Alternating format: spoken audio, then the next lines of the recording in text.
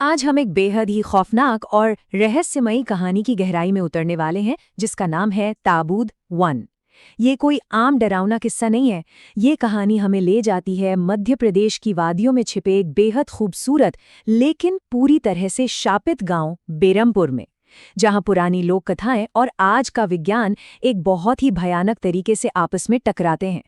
तो चलिए बिना देर किए इस 400 साल पुराने खौफ और इसके किरदारों के रहस्य को एक साथ सुलझाते हैं। जरा इस बात को सुनिए। वो 4 भयानक आदमी होते हैं जो अपने कंधों पर एक ताबूत उठाए होते हैं, और अगर कोई उन्हें देख ले तो वो जिंदा नहीं बचता। ये चेतावनी मदन के पिता ने उसे दी थी, और सच कहूं तो ये सिर्फ डराने के लिए कही गई बात नहीं थी। मदन, जो शनिवार की रात अपने दोस्तों से मिलने की जिद कर रहा था, उसने इस चेतावनी को अनसुना कर दिया, और यहीं से हम सीधे इस 400 साल पुराने खौफ के एकदम बीचों बीच आ गिरते हैं। उसने मौत को खुद दावत दी थी। तो सबसे पहले बात करते हैं निशिर-मोलों की उस पुरानी किंवदंती की। अब ये निशिर-मोलो आखिर हैं क्या? इनका हुलिया सुनकर ही सच में रोंगटे खड़े हो जाते हैं। कल्पना कीजिए, 4 बेहद भयानक लाल आंखों वाली परछाइयां जो अपने कंधों पर एक ताबूत उठाए चल रही हैं, और उनका वो खौफनाक मंत्र बम बम बश। उस रात जब मदन जंगल से गुजर रहा था, उसने बिल्कुल यही आवाज सुनी थी। वो झाड़ियों में छिप तो गया, लेकिन उन चमकती लाल आंखों ने उससे ढूंढ ही निकाला। अगली सुबह बरगद के पेड़ के पास उसकी लाश मिली, और उसके चेहरे पर जो खौफ जमा था उसे शब्दों में नहीं बताया जा सकता। अब कहानी में एक नया और बेहद दिलचस्प मोड़ आता है। मृत्युंजय अमृत। ये मृत्युंजय अमृत दरअसल इस पूरी कहानी का केंद्र बिंदु है। पुरानी कथाओं के मुताबिक ये एक ऐसा हरा तरल पदार्थ है, या कह लीजिए अमरता का अमृत है, जो हर पूर्णिमा की रात को एक खास पेड़ से टपकता है। लेकिन सबसे दिलचस्प बात पता है क्या है? दिल्ली की एक हाईटेक लैब में काम करने वाली 2 शोधकर्ता, मेघना और इशिता, इसी अमृत की तलाश में हैं। वो एक पुरानी किताब में इसके बारे में पढ़ती हैं और अपने एंटीडोट प्रोजेक्ट के लिए इसे हासिल करना चाहती हैं। मतलब एक पुरानी दंतकथा सीधा आज के मॉडर्न साइंस से जुड़ जाती है। अगर हम इस टाइमलाइन को देखें तो ये छलांग बहुत बड़ी है। हम 17वीं सदी में मदन की उस भयानक मौत से निकलकर सीधे आज की दिल्ली में आ जाते हैं। ये 400 साल का सफर दिखाता है कि खौफ आज भी जिंदा है। मेघना को दिल्ली में अजीब से सपने आते हैं, और फिर क्या, ठीक अगले ही दिन वो और इशिता उस शापित गांव बेरमपुर के लिए निकल पड़ती हैं। अतीत की परछाइयां कैसे वर्तमान को अपनी गिरफ्त में ले रही हैं, ये उसका जीता जागता सबूत है। अब मेघना के इन सपनों पर जरा गौर करते हैं। उसे दिखता है कि एक बहुत बड़ा खौफनाक पक्षी उसका पीछा कर रहा है। वो एक गहरे धुंध भरे जंगल में भटक गई है, और फिर उसे वही रहस्यमयी पेड़ दिखाई देता है जिससे वो हरा लिक्विड टपक रहा है।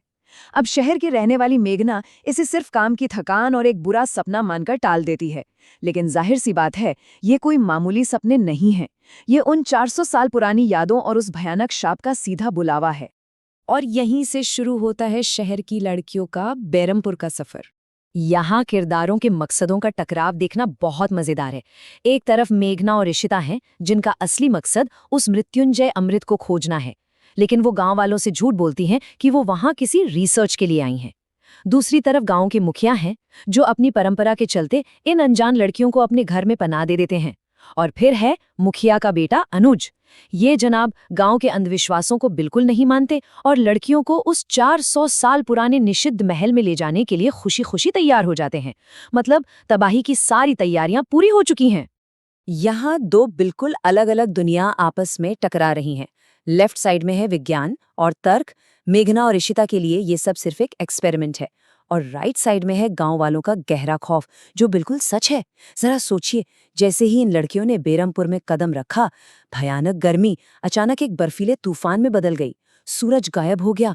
गांव वाले इस बदलाव से बुरी तरह सहम गए, जबकि ये शहर की लड़कियां इसे मौसम का एक सुहाना बदलाव मानकर एंजॉय कर रही थीं। लेकिन प्रकृति कुछ और ही इशारे कर रही थी।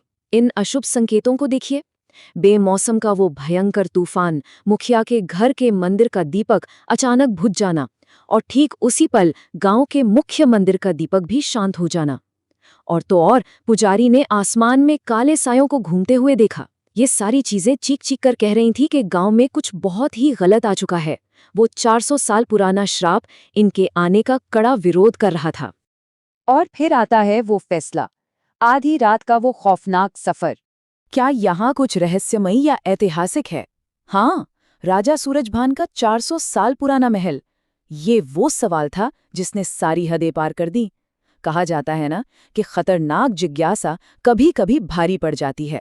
मेघना और ऋषिता की इस उत्सुकता ने और अनुज के उस वादे ने मौत का दरवाजा खोल दिया। जब पूरा गांव गहरी नींद में था, ये तीनों रात के ठीक 12 बजे उस तूफानी रात में बाहर निकल पड़ते हैं।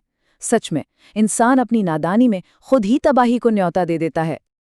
आधी रात के उस पल को अगर हम स्टेप बाय स्टेप समझें तो एक साथ 3 खौफनाक चीजें हो रही थी। पहला, ये तीनों एक खिड़की तोड़कर उस 400 साल पुराने महल के अंदर घुसते हैं। दूसरा, ठीक उसी वक्त पूरा बेरमपुर गांव उस रूह कपा देने वाले बम बम बश के मंत्र से अचानक जाग उठता है। निशिरमोलो सदियों बाद वापस आ चुके थे। और तीसरा, जंगल के किनारे जुआ खेल रहे 2 लोग, संपत और कप्ता, सीधे उन ताबूत उठाने वालों के सामने आ जाते हैं। ये इस कहानी का सबसे चरम और तनावपूर्ण बिंदु है। और अब 400 साल का इंतजार खत्म होता है और वो ताबूत खुलता है। महल के अंदर का माहौल बहुत ही भयानक हो चुका था। मेघना जैसे ही महल में घूम रही होती है, उसे अचानक ऐसा लगता है जैसे वो इस जगह को जानती है। सब कुछ बहुत देखा देखा सा। और तभी उस सन्नाटे को चीरते हुए किसी के भारी जूतों की आवाज गूंजने लगती है, जैसे कोई अदृश्य पहरेदार वहां चल रहा हो। और फिर एक भारी सा दरवाजा बहुत तेज और डरावनी आवाज के साथ खुलता है। उस दरवाजे के पीछे जो रहस्य छिपा था, वो अब बाहर आने वाला था। और महल के बाहर जंगल की सीमा पर संपत और कप्ता हवा के उस तेज बवंडर में अपनी आंखें तक नहीं खोल पा रहे थे। और तभी उस घने अंधेरे में से वो 4 खौफनाक आकृतियां बाहर आती हैं। उन निशिरमोलों की चमकती लाल आंखें सीधे उन जुआरियों को घूर रही थी। और सबसे डरावना पल तो तब आता है जब उन कंधों पर रखा हुआ वो ताबूत धीरे धीरे उनके सामने खुलने लगता है। और फिर पूरे जंगल और गांव को चीरती हुई एक चीख गूंजती है। जैसे ही वो ताबूत खुलता है, संपत और कप्ता के मुंह से एक ऐसी दिल दहला देने वाली चीख निकलती है जिसे सुनकर पूरे बेरमपुर के लोगों की रूह कांप जाती है। वो चीख कोई आम आवाज नहीं थी, वो इस बात का पक्का सबूत थी कि 400 साल पुराना वो खौफनाक श्राप अब पूरी तरह से आजाद हो चुका है। तो अब हमारे सामने सबसे बड़े सवाल खड़े होते हैं। आखिर उस ताबूत के अंदर ऐसा क्या था जिसने उन जुआरियों को मौत के घाट उतार दिया? और सबसे अहम बात, मेघना का इस 400 साल पुराने श्राप और उस निषिद्ध महल से आखिर कनेक्शन क्या है? क्या अमृत की खोज सिर्फ एक इत्तेफाक था या उसका अतीत उसे खींचकर वापस लाया है? ये वो सवाल हैं जो हमें आगे की कहानी जानने के लिए मजबूर कर देते हैं। इस सफर में हमारे साथ बने रहने के लिए बहुत बहुत शुक्रिया।